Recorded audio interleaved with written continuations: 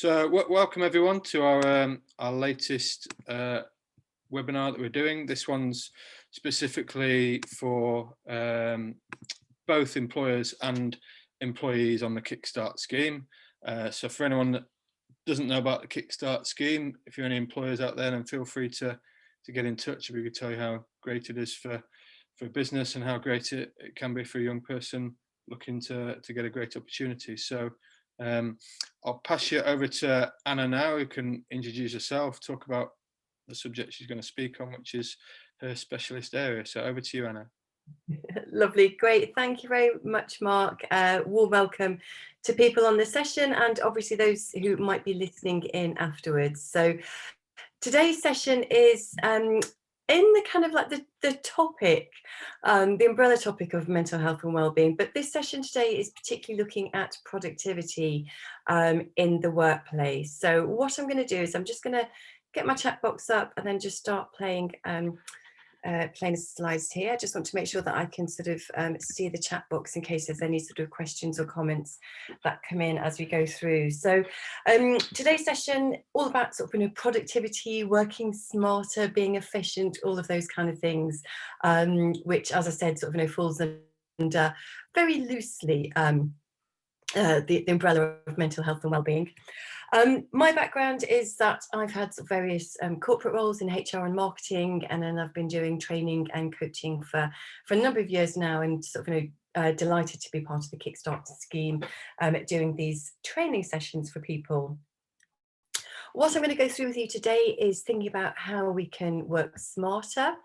We're going to have a look at something called the productivity grid that can help us try and prioritise our workload a little bit, so we're not getting too distracted by those sort of the little things that keep sort of popping up, social media, all of those habits that we tend to fall into.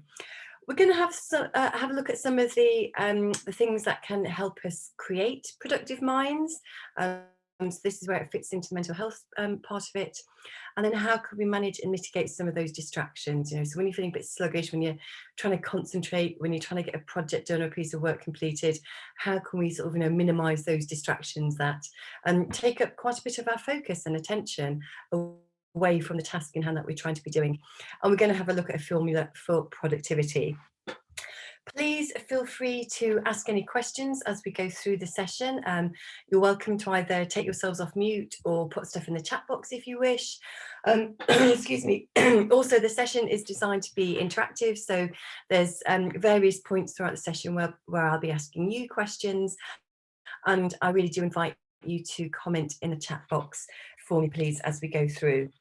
And I guess sort of if you are wondering sort of how does sort of productivity sort of tie into the whole well-being umbrella and sort of theme of things, my thoughts on it is that when it comes to productivity, when it comes to be excuse me, being sort of efficient and working smarter, it's about trying to keep on top of things. It's about trying to be sort of proactive and making sure that we're managing our mental energies for the long term so that we're sustainable. It's a marathon, it's not a sprint when it comes to doing a lot of work-related tasks.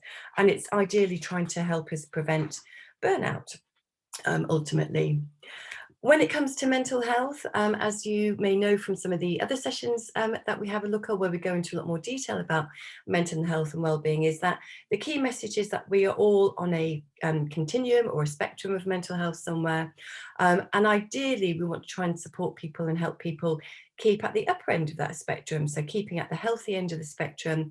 And a key part of that is knowing when we're starting not to cope so very well. So, when are those times when you just notice in yourself that you're being a bit sluggish at work, you're not being particularly efficient, there's a task that normally you'd get done in half an hour and it just seems to be taking forever. And ideally, we want to try and support people way before they get to the point where they're absolutely struggling and feeling unwell. And our favourite phrase when it comes to this is that an ounce of prevention is worth a pound of cure. So it's all about being sort of proactive, knowing ourselves so that we can organise our working days as effectively as we can do. And I am just going to take a pause for drink. 1 moment. Oh, excuse me. I seem to have a real fog in our throat. And also it's about sort of noticing when we need to take those breaks to recharge and top up our mental energies, because our mental energy and our mental health isn't an infinite resource, in the same way that sort of people with physical health, they look after their physical health. They make sure that they're taking regular breaks, particularly sort of top sports people and athletes, so that they can rest, recuperate and recharge. So why should we care about looking after ourselves, or if we're a leader or manager in an organisation? It's sort of three points really. It's the moral case. So by all means, we want people to come into the workplace and be very smart, efficient, be very productive, achieve things, and sometimes go the extra mile, sort of put in the extra effort, but not to the point where people are feeling excessive stress and pressure in the workplace. There's also the legal case. So employers have a legal responsibility and a duty of care to protect people from excessive stress in the workplace and provide reasonable adjustments if necessary. And then obviously there's the business case. So if we're coming to work and we're more productive and efficient and making smarter decisions, it's going to be better for the organisation as well. And there's this statistic, which I absolutely love. This was taken from the University of Warwick, which found that we are 12% more productive when we're in a positive mood. I like the way that it's so precise, but how this shows up in the workplace is that we get things done quicker. So we all have boring parts of our job. There's always a bit of admin, form to be filling in, process system or whatever. It just means it doesn't become such an onerous task. Get it done and dusted, out the way, and we can move on to the more interesting value-added parts of our role, really, going forwards. So let's move on to think about productivity then. And Kira and Ellie, I'd love to know from you, what does the word productivity mean to you? Because it's one of those words that we hear quite a lot, particularly when it comes to organisations and performance and productivity. But what does it mean to you? And if you can answer in the chat box for me, please. And Mark as well, if you'd like to sort of, put your thoughts in the chat box as well about, what is productivity? What do we mean by it?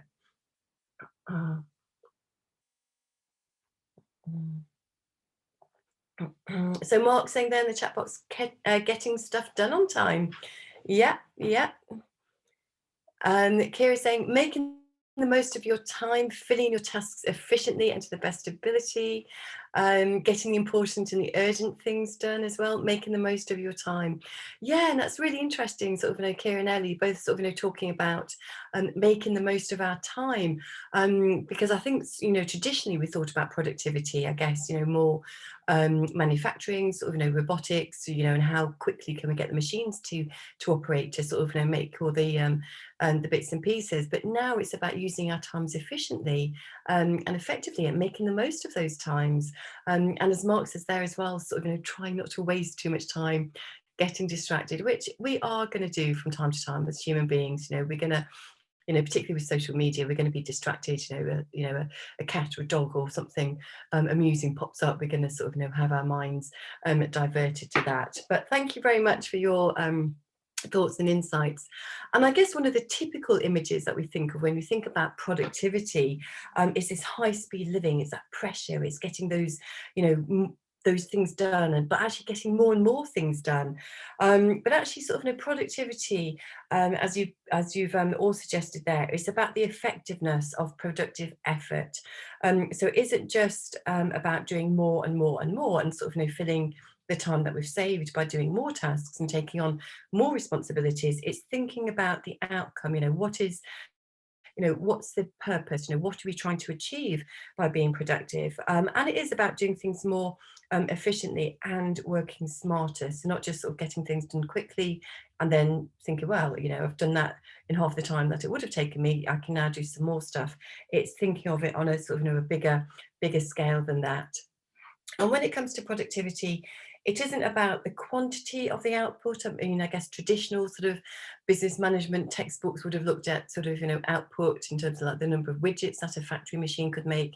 But it's also about the quality. It's about the quality of our decisions. Are we being creative? Are we being innovative? Are we coming up with new ideas and solutions and stuff like that? And I particularly like this phrase, it's about productivity. It's about making work count, not counting work. And I think there's been a lot of as opposed to, research, information, ideas, really about sort of, thinking how can we make our working weeks more efficient. Is the 5-day, the traditional sort of, 5-day working week with a 2-day weekend, is that still effective for the 21st century? That might have worked in the olden days, but is that efficient? Is that a smart way of working in the 21st century? Often we talk about working smarter as maximizing the amount of work that we do. Successful people, they focus not only on the amount of work that they do, but how well they work. So they ensure that their time is usefully spent. And this sort of ties into our work-life balance and our well-being. So it means that we can sort of, claw back some of the time that we've saved in working smarter for a better work-life balance, doing more of the things that we enjoy, the socializing, spending time with friends, family and loved ones outside of the workplace. People have come up with this formula for productivity. So productivity, sort of basic formula, is output created, or the value that's being created, versus the amount of work that it took. So the output versus the input, or basically sort of, what you're getting out of a situation or piece of work versus what you put into it, so the time it takes. When it comes to productivity, there's no one size fits all. There isn't kind of like a sort of an overall formula that's going to fit everybody, because this formula is very much going to change from different contexts. It depends on the task that you're doing, and also it's very personal as well. It's sort of, it depends on your type of brain. So have you got a sort of creative, innovative mind, or have you got much more of a sort of like analytical sort of process kind of like thinking type brain, which is a lot more rational, a lot more analytical when it comes to the task. So you have to sort of, I think, take some of this with a pinch of salt, really thinking, how does this sort of formula work for you, depending on the context and depending on the task that you're trying to do.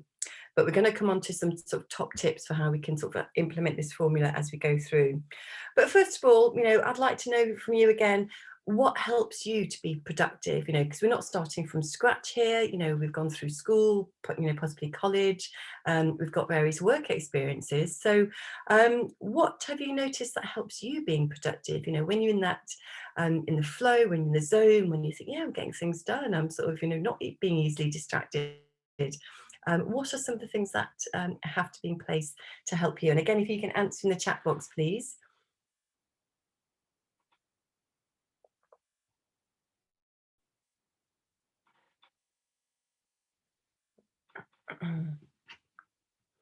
So taking regular breaks, having a good night's sleep. Yeah, I'm totally with you on that one, Ellie. It's incredible how much harder things can be when you sort of like had a few too many late nights, or just been sort of working incredibly long hours for a long time. Yeah, and there's been so much more research recently about the importance of having a good night's sleep and how we need it for our mental energies, in order to be able to sort of cope and do stuff. Some people are saying kids being back at school, not having to do the home learning. Really good point, and we're going to come on to multitasking later on, actually, and actually sort of thinking about some of those distractions. Making a list, color coded. I like that as well. I love all the variety of things that we've got coming up here. And with all of this kind of stuff, there's no fixed or right answer. It's it's the variety. It's what works for us, which is the important thing. But I love that one, the color coded, so when and how you should need to do things. To-do lists, which cover the urgent and important matrix. I'm going to be having a look at that later on, Mark. Yeah, and actually that's a really important point. It isn't just always about the task and the ability to do it, but actually, are we in the right headspace? Do we feel motivated to actually do it? And one of the sessions that we've got coming up is actually going to be looking at motivation. So, if you're trying to do something, but think, I'm just really struggling to do this, there can be sort of no motivation, willpower, abilities, all, come under that. That part about being in the right headspace for something, being away from the phone and social media, that is so true, isn't it, Ellie, as well? It's just too easy. The minute something pops up on your phone, it's just picking up and distracting it. And we're going to have a look at how we can manage some of these distractions going forward. So lots of different ways that we can be productive. I think sort of, minimizing the disruptions and distractions is a key thing. Sort of, using our to-do lists, and also recognizing sort of, when we are in a productive space, whether that's the emotional, psychological headspace, or when we sort of we have had a better night's sleep, and we're, we notice that we've had, regular breaks, and we can sort of nail things a lot quicker than, if you're really feeling sluggish and sort of, finding it hard to be productive. Key thing about being productive and having a productive mind is that it's about learning how your mind works. We each have our own minds. Mine works totally different to yours. Yours is going to work very differently to Mark's as well. So it's noticing how yours works. And this is where the whole kind of being proactive when it comes to the mental health and well-being is really important, because we're not machines, so we need to work in a way that fits how our minds work. We're all in charge of our own minds, so it's about getting to know yours, and which is different. Some people are late night owls, and they like to sort of get a lot of their work done later on in the evening, and perhaps after they're finished sort of, doing the family stuff, or we're dealing with colleagues. Other people notice that their mental energies are much better and fresher first thing in the morning. Some people, it might take 2 or 3 coffees for them to actually wake up. So it's noticing what is good for you, and that might be totally different from somebody else.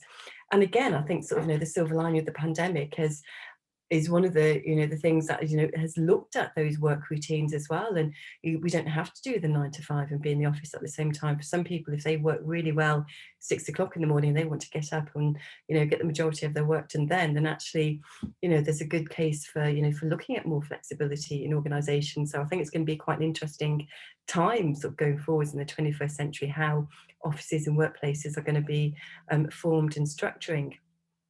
So let's have a look at 5 top tips for productivity.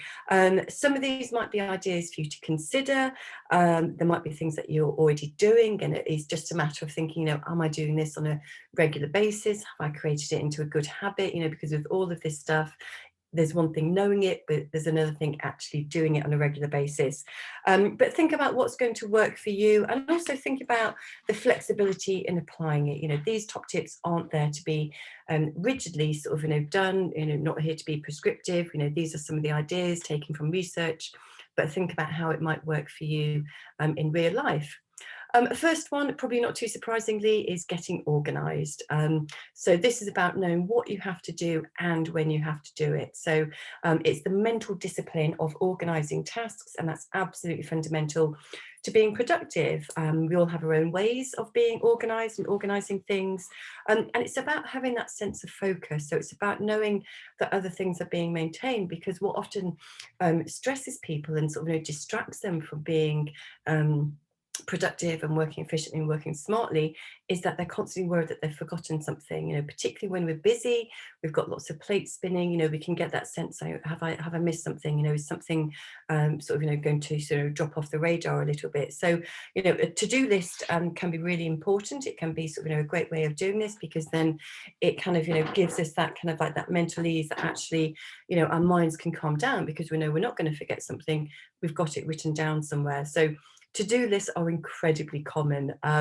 They can be sort of purely focused on the task itself, but it needs to be a trusted system, so there's no point in having a to-do list or a system of organising tasks if you don't trust it. Because if you don't trust it, you're not going to have that sort of psychological safety or headspace to think, yes, I know that I'm managing everything and I've got everything under control. So it's very personal to you. We can use things like to-do lists, we can use calendars, we can use email reminders. It's not always going to be perfect, and I think we have to accept that, none of this is going to be perfect, but it's about working out what works for us. And I love the idea of color coding things as well. So, adding a bit of creativity into it as well. But with a to-do list, you have to also make sure that it's simple and effective for you to actually take action, because otherwise you might look at your to-do list and it can look incredibly overwhelming and you're still not quite sure where to start, if you've got a huge big project. So sometimes it can be really helpful to write things down in a way that's achievable. So breaking down some of the bigger projects into smaller steps, so you can really see, the next step, the deadline that you need to take first of all. So if you are a person who's using to-do lists, whether you sort of, color them in, or whether you just have a big long list of things to do, have a look at it and just think to yourself, is this list helpful for me? Is it inspiring me and enabling me to take action and get things done and get things completed? Or is it a bit of that kind of like a nagging list that is, constantly there in the back of your mind? So, next one, manage your energy and not your time. And I think this is something that you've all recognised in the comments in the chat box. It's about using time efficiently. So it's managing our mental resources and our mental energies, our sort of, our headspace, our sort of, brain space, whatever you want to call it, isn't an unlimited resource. We only have so much mental energy, and it needs recharging every now and again. Similar in the way that sort of, athletes need to sort of, take breaks. They value their rest days as much as they do their training days, because they need to top up their mental energies. We need to do that with our brains as well, and our mental resources. When we're doing tasks, so different tasks are going to take different amount of mental resources, but when we're doing more complex tasks, so things that we really need to sort of deliberately think about, we might need to make a decision, it might be sort of, complex problem solving, that takes up 10 times more mental energy than those simple routine automatic tasks that we don't really need to think too much about. We're almost on autopilot for some of the things that we do. So have a think about, when are your mental energies at the best? Are you a morning person? Is that the best time for you to use your mental energies for complex decision making, problem solving, analysis, and having that self-awareness to notice when you're sluggish as well. So if you notice that you're one of these people who has like a bit of a dip after lunchtime in terms of physical or mental energies, maybe that's the time to either take a break, get some fresh air, walk around the block for 5 minutes, or just switch your mental energies to a simpler task, something that you still need to do, but actually it's not going to take too much mental energy. As human beings, we're not like robots, so we don't work in a continuous, solid way all day. And it's noticing, when we do work to our best. And one of the examples I can share with you was when I was working with a coaching client a couple of years ago. She was an author. And she noticed that she preferred to work, she felt that her best creative work tended to be in the morning. So she'd do the school run, she'd come home, she'd sort of spend 3 or 4 hours solidly working, writing her books and what have you that she was doing. And then in the afternoon, she'd sort of be with the children, do all the various other things, and then sort of come back to the working day the next day. Until she was up against a deadline and she was underneath the pressure from the publishers, in which case she'd try and work for the whole day. So solidly trying to work, focused and write for the whole day. But what she soon started to notice was actually the stuff that she wrote in the afternoon was really quite rubbish.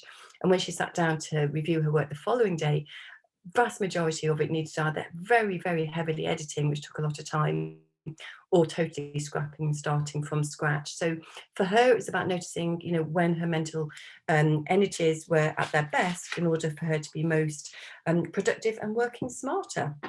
So in terms of mental energies, next question for you. How do you rest your mind? So what do you do to help, when you're sort of, really busy, you've been sort of concentrating, lots of decisions, creativity, problem solving, whatever it is.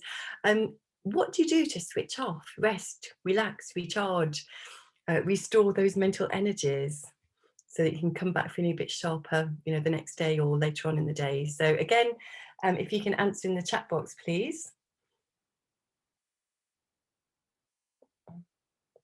And there's no right or wrong answer with this. Listen to music and have a cup of tea. Oh, I love it. Yes, yeah. And again, sort of, when it comes to music choices, we're all totally different. So sometimes it's recognizing whether you want sort of more quieter, calming music, or sometimes you need that music to sort of lift you up a bit as well and sort of boost your moods and your efforts. Going for a walk, playing sports, a cup of tea. Isn't that such a great British thing? Cup of tea. It just, it seems to be sort of, the answer to a lot of this stuff. Watching something on TV for half an hour. Yeah, absolutely. Oh, just, chatting to someone around you, just, switching off. You're not concentrating. You're using sort of, less mental energies, just to relax. You as well. Sleeping, again, so vitally important, absolutely fundamental to our sort of, our brains, mental and physical energies. Coffee break, catching up on the sports news. Yeah, really great stuff. And with all of this, I can't sort of tell you what to watch on TV or what type of music to listen to or what sports news to watch, because it's personal to you. It's what works for you is the key thing. I mean, my choice of music would be sort of the cheesy 80s kind of music, but if that really wasn't your cup of tea, then that's not going to be very effective for you at all. So it's noticing about what works for you. What do you find enjoyable? What do you find comfortable? Making sure that it's something which isn't taxing or draining. So the last thing you want to do is doing something which isn't particularly relaxing. If you're still having to focus and concentrate a lot, it's not giving your mind such a rest. Also, it's really important to remember that resting our minds, looking after our well-being isn't a luxury. It's not something we should just be doing after the day job is done. This is really important that we look after ourselves, proactively, so that we can come into work fresh, sharper, and be able to sort of, to do things. So that leads me on to sort of concentration. So concentrate your attention. Focus. A lot of time and energy is wasted by divided attention and trying to multitask. And there's a lot of psychologists who say that actually, as humans, it is impossible for us to multitask. What we do is we can become very good at flitting from one thing for another. We're never truly multitasking because our proper undivided attention always has to be focused on one thing or another. What we do is we just flit between lots of different things. So we need to have focused attention and concentration in order to be productive. That means we have to try and be present in terms of what we're doing. So we're focusing on the task at hand.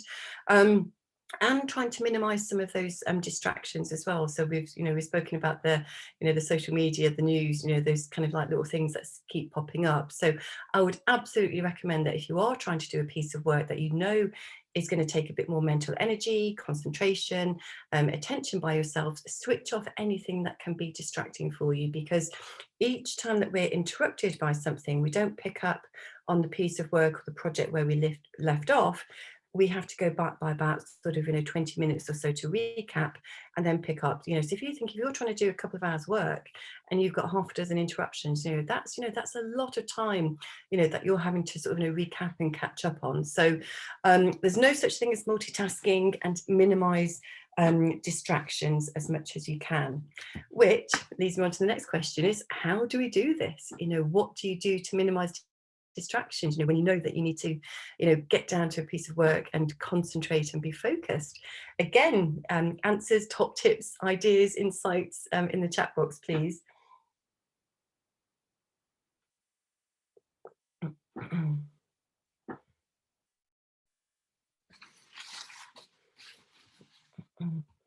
And the reason I ask is because I know it's as Mark says, it's easier said than done.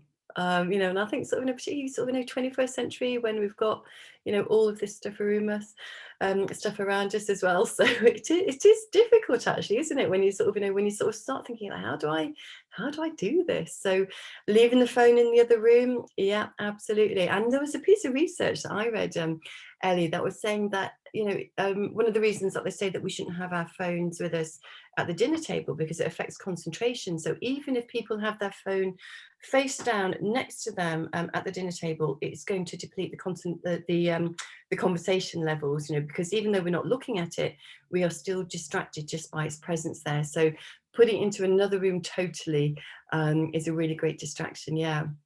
Silencing the phone, going to a different room than usual.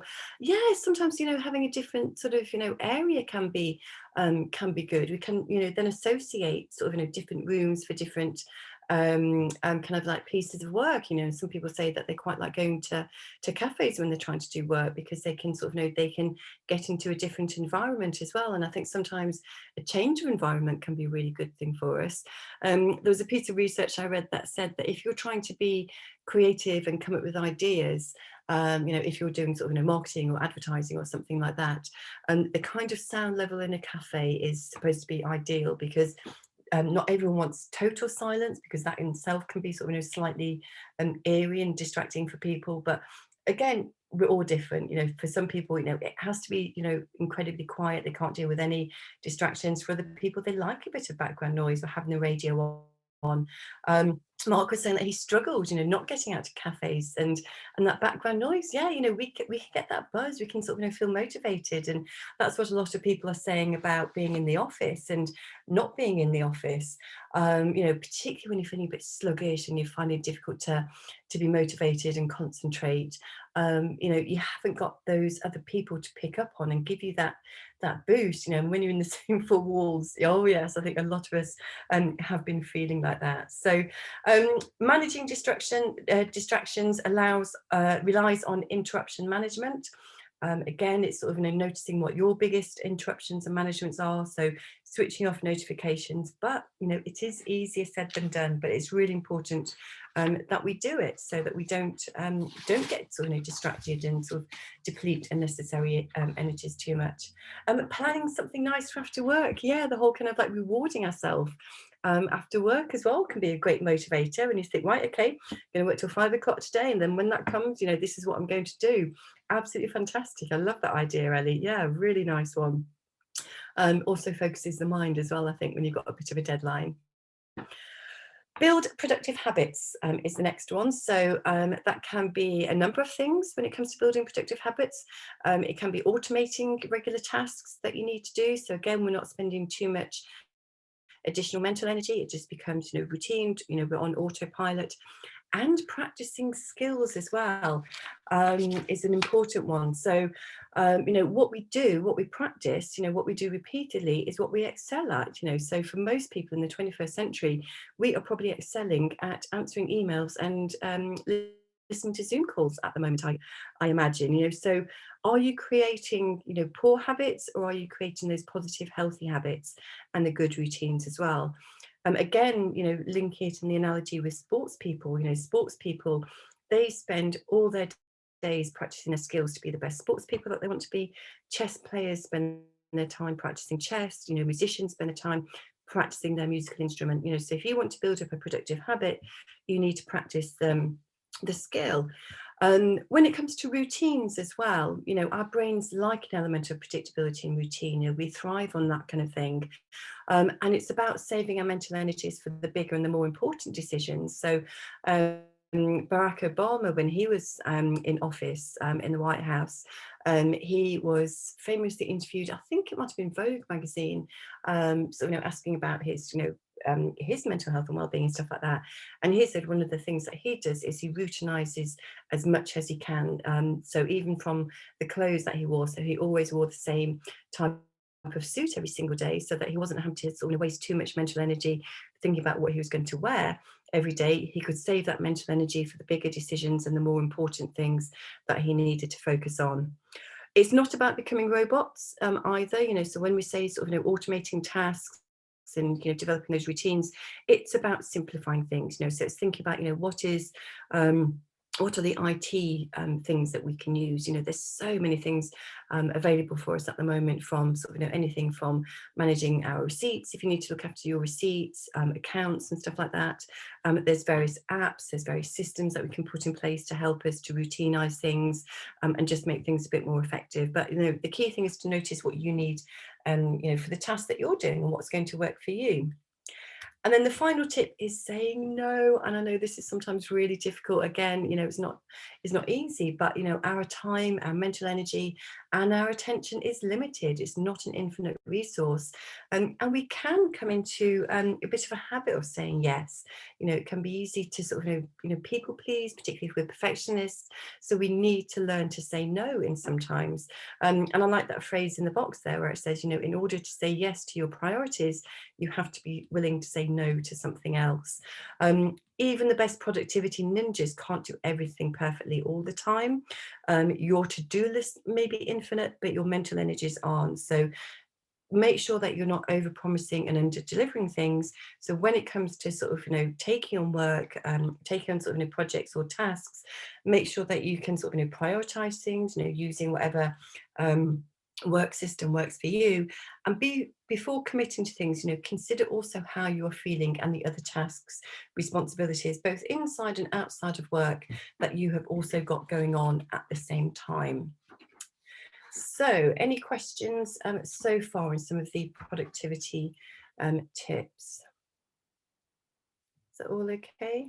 Great. Okay, so let's have a look at what we call the productivity grid. And then, so coming back to those to-do lists, how do we sort of prioritize things? How do we delegate things? And one of the things that we always like to use in a management training session is a grid. So as you're going through your careers, you'll probably get very familiar with a quadrant grid like this in any sort of like training session that you do. And the way that this is used is to sort of like categorize things that we have to do because they're important and they're urgent, but also being able to identify the things which are important but not urgent. They haven't got that critical imminent deadline. Also then being able to notice the things that aren't important but they're still quite urgent, but then also noticing the things which are neither important or urgent at all. So this is going to try and help us prioritize in a smarter way to be more productive and efficient. So the top box is the things that are the most important, so the customer inquiries, the immediate problems that need handling with, the ones with the sort of the important deadlines as well for you to do. The things that should come after that in terms of prioritization is in the second grid, in the second box, so it's the new opportunities, it's the longer term sort of strategic planning things, it's the improvements, all of those kind of things which don't have an immediate pressing deadline. The things that we need to sort of maybe compartmentalize or get into a routine or create kind of like a bounded habit to do is managing those disruptions, so they're not, they might be important, they might be urgent, but they're not necessarily important to do. Sometimes these can be a bit distracting, it's those phone calls, it's the emails, it's the meetings, so we have to do it, but it's about, when do we schedule the time to do that? And sometimes blocking out time to do, all this, certain type of emails or meetings or phone calls in one go can make it really effective for us. And then we have these, what we call the fillers in box 4, so it's not important, it's not urgent, it's where you get distracted, sort of, you start looking at something on the internet and then you sort of, before you know it, half an hour's gone and you sort of, down a rabbit hole of looking at someone else. It's the gossip, it's the fillers, it's the trivia, but it can give us that false notion that we're being busy, that we're getting things done, but actually it's recognized, is what we're doing actually important and is it urgent? So that leads us on to the productivity trap. So, the question is really, why do you want to be more productive? And is it that you just want to fill the time that you've saved with more work?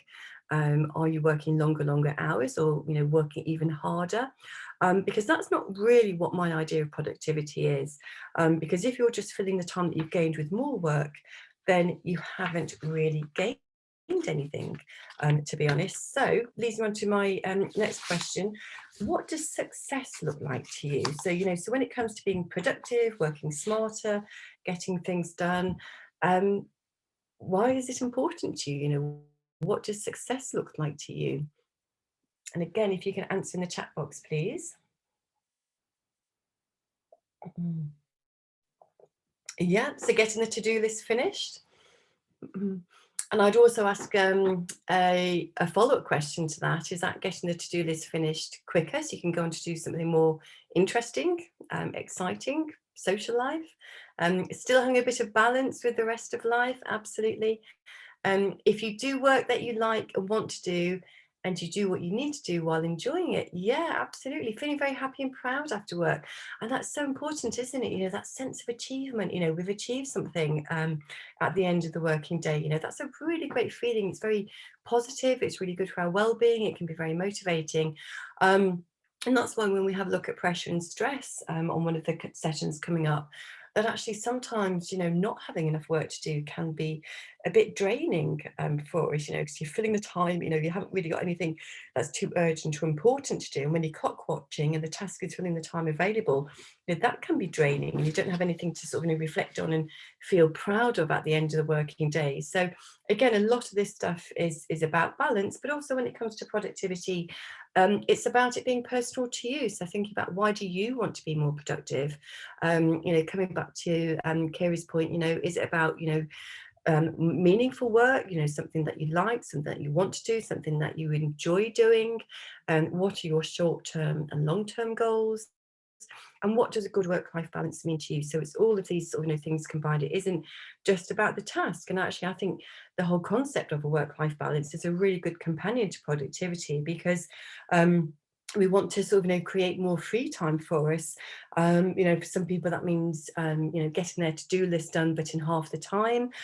So what we need to do, excuse me, is reducing sometimes our working hours to have a better work-life balance, so that we can do things outside of work that we can enjoy. And it means investing in our minds as well, to look after it in the long term, and not just being defined by the outputs, but actually our productivity, working efficiently, working effectively, so that we can do more of the things outside of work that we enjoy and have that good work-life balance. One of the phrases that I heard is that no one ever dies wishing that they'd worked longer and harder. So thinking about sort of why are we trying to be more productive? Is it for our work-life balance, or are we just filling that void and filling that vacuum with more and more tasks going on, which is going to lead us to burnout? So, key takeaways. Like to leave you with a quote from that famous philosopher, Dolly Parton, that never get so busy making a living that you forget to make a life. So productivity is about the results and the output. It isn't about working longer hours. Learn how your mind works. When are you most effective, productive, creative, so that you can get organized and you can manage your mental energies accordingly. Multitasking is really ineffective. It depletes so much more mental energy than we realize. So try and minimize those distractions, particularly if it's an important piece of work that you need to get focused on, and create healthy routines and healthy habits, that can sort of give you that routine, and sort of take away the extra kind of like thinking space that has to go around it. Protect your boundaries, so learn how to say no to things, to be able to prioritize on things, and plan your free time. So when you are working more productively and effectively, make sure that you've got something outside of work, after work, to look forward to doing, not just filling that vacuum with more and more tasks.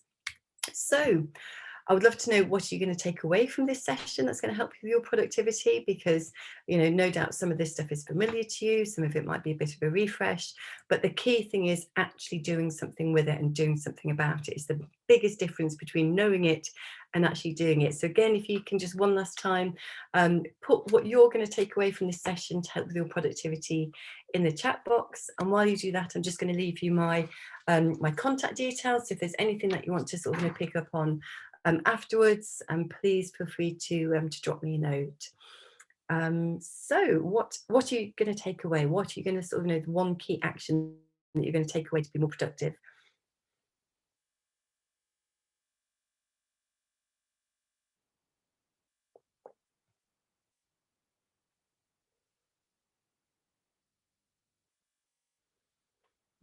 So being more aware of the urgent versus the non-urgent tasks. Yeah, because those non-urgent ones are still going to deplete our mental energies. So, we have to differentiate between them. Not productive to multitask. Yeah, so sort of getting away when you need to focus on specific things. Right headspace, right time, right environment. Yeah, it's a whole combination of things. Yeah, absolutely. It sort of makes up all of those kind of things. Focusing on the urgent, important ones first, and then the important ones. Yeah, and sort of noticing when we're sort of being distracted and sort of all those sort of fillers and stuff like that. Planning free time as well as work time. Absolutely, yeah, having something to look forward to. That actually, this is why I'm being productive, and then this is what I can look forward to, once I've done it, and that in itself can make us a bit more efficient and work a bit smarter as well. So thank you so much for your time and engagement today. I really do hope that was useful. Mark has got a copy of the slides, and so we'll make sure that those are shared with you, so that you can sort of review some of the top tips and think about how they're going to work for you. And thank you so much, and I look forward to seeing you on one of the other sessions coming up soon. Thanks, take care, bye. Thanks, Anna. Really appreciate that. It was brilliant as usual. And thanks everyone else for participating and putting everything in the chat box. And yeah, make sure you look into the other ones we're doing regularly for the employers and employees. Yeah, the next one is pressure and stress on Tuesday, the 8th of June. So yeah, look out for the details on that one if you haven't got them already. Yeah, and there's a few thanks in the comments box as well for you, Anna. So thanks. Pleasure. Okay. Pleasure. Cheers. Take care.